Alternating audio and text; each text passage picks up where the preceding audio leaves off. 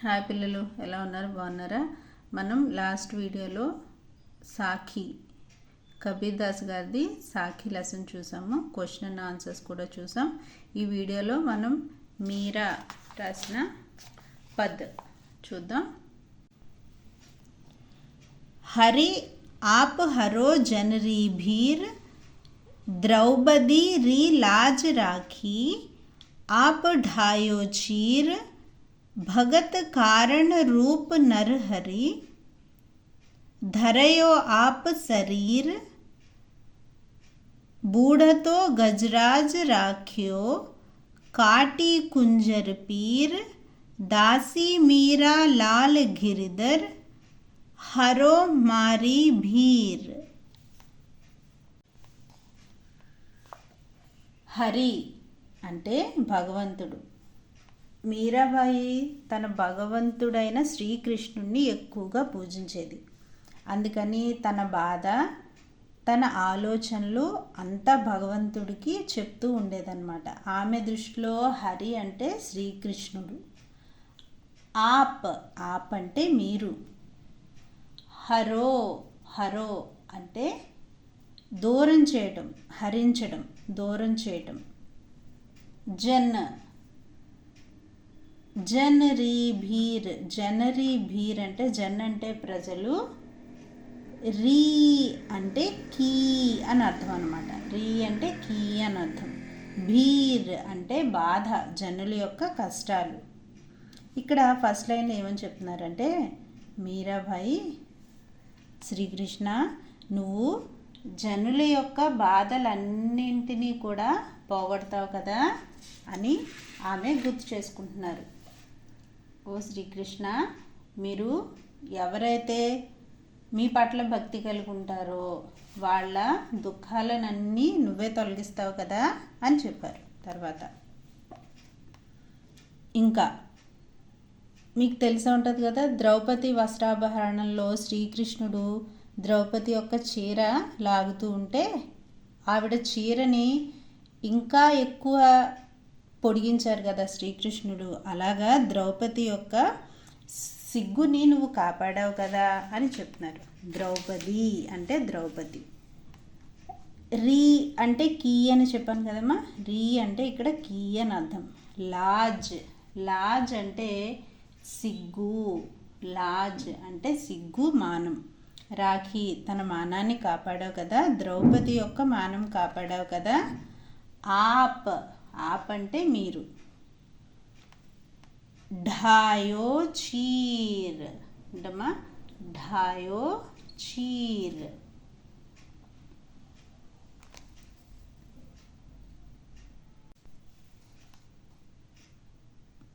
Cheer అంటే వస్త్రము.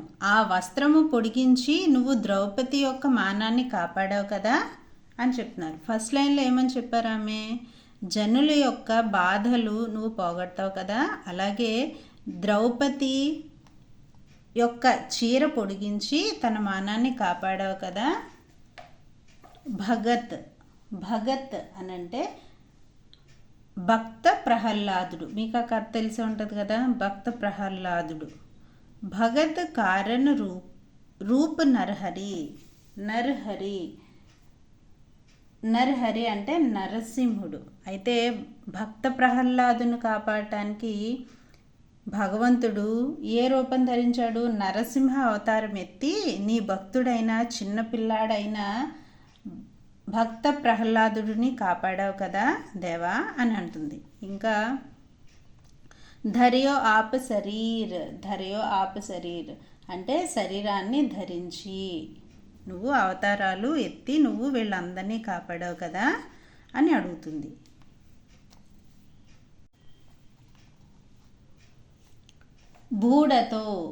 బూఢతో అంటే మునిగిపోతున్న.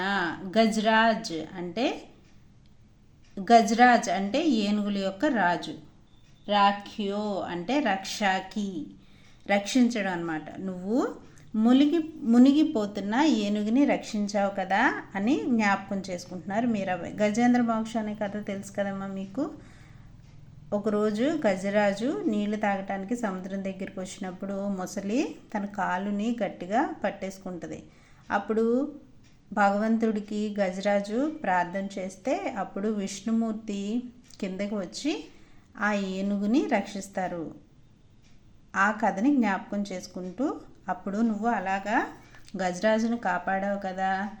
కాటి కుంజర్ పీర్, పీర్ అంటే పీడ, కాటి అంటే దూరం చేయటం, కుంజర్ అంటే హాథీ, ఏనుగు యొక్క బాధని నువ్వు తీర్చేసావు కదా భగవంతుడా శ్రీకృష్ణుడా అని అడుగుతుంది. అయితే ఇప్పుడు అందరినీ జ్ఞాపకం చేసుకుంది కదా మీరాబాయి. గజరాజు యొక్క బాధను తీర్చావు, ద్రౌపది మానాన్ని కాపాడావు, అలాగే ఎవరైతే బాధతో ఉంటారో వాళ్ళ బాధలు అన్నింటినీ తీర్చేసావు కదా భగవంతుడా.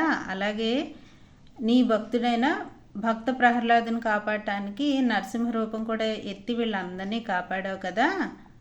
ఇక్కడ తన గురించి తాను చెప్పుకుంటుంది. దాసి, దాసి అంటే నీ దాసురాలనైనా లేదా నీకు సేవ చేసే మీరా, ఆవిడ పేరు మీరా కదమ్మా, నీ దాసి అయిన మీరా అను నేను లాల్ గిరిధర్ అంటే భగవంతుడిని ఇక్కడ శ్రీకృష్ణుడిని గిరిధర్ అంటే, గిరిధర్ అంటే కొండని ఎత్తినవాడు, కొండని ఎత్తిన శ్రీకృష్ణుడా నీ దాసినైనా నా వైపు ఒకసారి చూడు. హరో మారీ భీర్, మారీ అంటే మేరీ నా బాధ అంతటినీ కూడా తీసేవా అని భగవంతుణ్ణి ప్రార్థిస్తుంది. నా బాధ ఏదైతే ఉందో నీ దాసురాలైన మీరాబాయి బాధను కూడా నా దగ్గర నుంచి తీసేవా అని శ్రీకృష్ణుణ్ణి ఆమె పూజిస్తుంది. అర్థమైంది కదా పిల్లలు. ఈ వీడియో కనుక మీకు నచ్చితే లైక్ చేయండి, మీ ఫ్రెండ్స్కి షేర్ కూడా చేయండి. నెక్స్ట్ వీడియోలో సెకండ్ చూద్దాం.